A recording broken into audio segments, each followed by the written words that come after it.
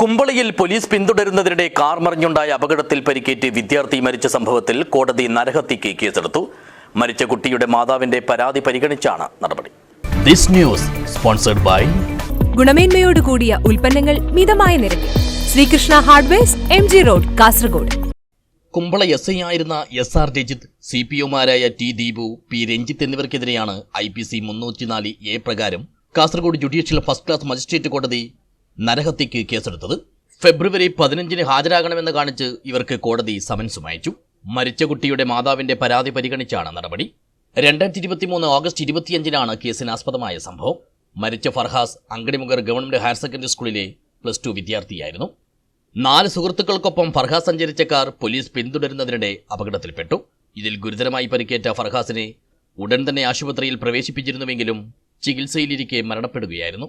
സംഭവത്തിൽ പോലീസിന് വീഴ്ച പറ്റിയിട്ടില്ലെന്നായിരുന്നു അന്വേഷണം നടത്തിയ ക്രൈംബ്രാഞ്ചിന്റെ റിപ്പോർട്ട്. എന്നാൽ തന്റെ മകന്റെ മരണത്തിന് കാരണക്കാരായ പോലീസ് ഉദ്യോഗസ്ഥർക്കെതിരെ കേസെടുക്കണമെന്നാവശ്യപ്പെട്ട് ഫർഹാസിന്റെ മാതാവ് സഫിയ നൽകിയ പരാതിയിലാണ് ഇപ്പോൾ നടപടി വന്നിരിക്കുന്നത്. News bureau, Uppala.